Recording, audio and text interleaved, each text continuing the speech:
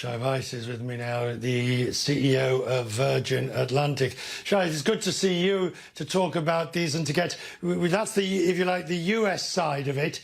As seen from the European and from the specifically the UK side of it, as the lockdown in Britain has bitten hard, whatever nascent recovery, not that it was much, you were seeing must have been snuffed out.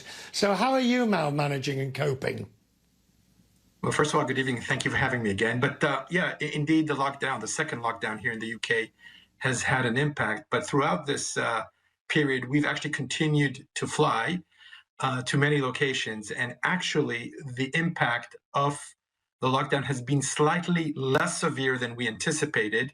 And actually, in the last few weeks, we've seen an uptick in the speed of booking. I guess part of it on the back of the news of the vaccine, but also in the fact that people are now starting to plan for their Easter and summer holidays. And with confidence that we'll be around to serve them, they are indeed booking with us.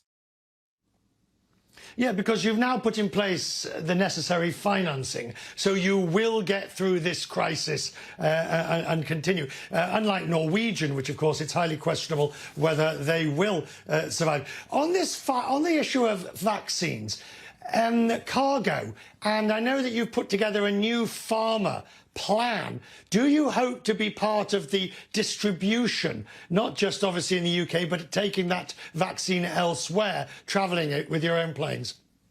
Well, actually, throughout this crisis, our cargo operations have been phenomenal, serving really our National Health Service and, of course, distribution of medicine and PPE equipment. And, of course, we all understand now that the vaccine, when it is ready for distribution, is only one element of it. But getting it to many nations will be a logistical issue. And we are right there at the forefront of that with our pharma-specific products that we've been putting in place for this situation, but also it started 2 to 3 years ago. So yes, cargo operations are essential to the distribution of the vaccine. You know, it's manufactured, of course, in the US and Belgium and Germany, but if you are thinking where it needs to go, this is the largest product launch in the history of mankind. And, you know, everybody should do everything they can to support it. And of course, we're there to do that. Right. Related to this, because travel in 2021 is going to be determined by one of two things. Have you been vaccinated or have you had a pre-departure test?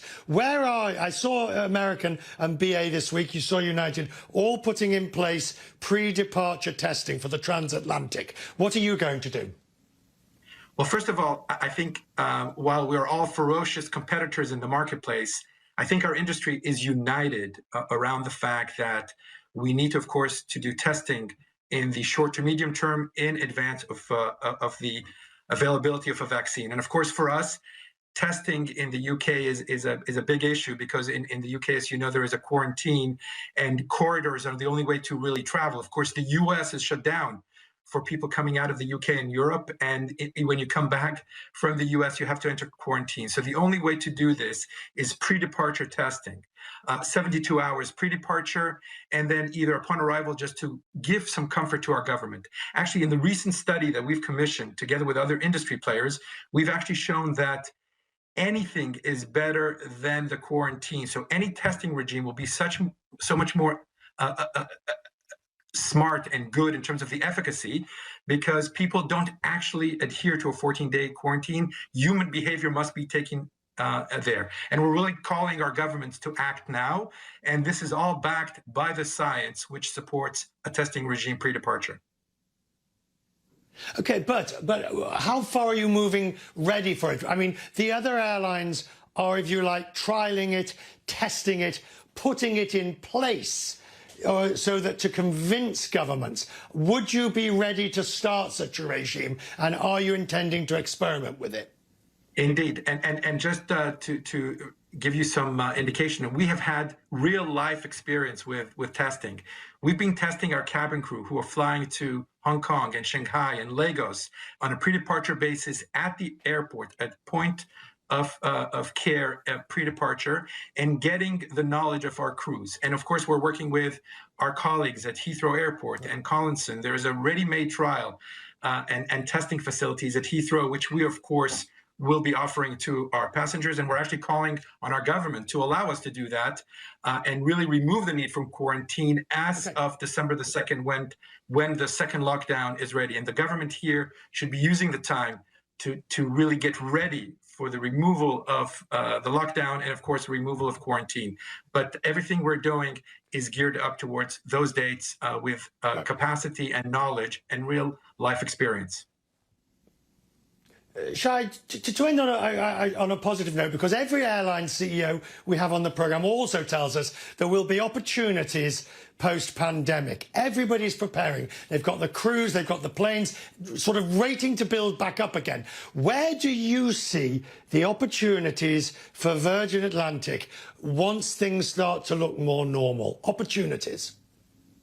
Opportunities, yeah, and that's exactly what we're getting ready for. And I think all of us in the industry want to get out of this crisis like everybody else in the world as soon as possible. But for us, first of all, the first thing that we did is through the privately funded solvent recapitalization of Virgin Atlantic, we put ourselves in a position where our cost base is in a good position for the post-pandemic. Of course, it's come at a devastating price in terms of job losses at Virgin Atlantic. Second is our heritage is being innovative, and the number one a player in terms of customer satisfaction across the Atlantic. And we know that leisure traffic will come ahead of business. And if you see recent announcements that we've done, including flying to St. Vincent from June, flying from both Manchester and Heathrow now to Pakistan for the friends and relative market. So there are many opportunities as long as we are disciplined in our cost base, as long as we survive the pandemic and get ready to really come back for our passengers and for our people as they expect Virgin Atlantic to be. Good to have you, Shai. Shai Weiss, for CEO of Virgin Atlantic, joining us. I appreciate it. Always good to have you on the programme, Shai. Thank you.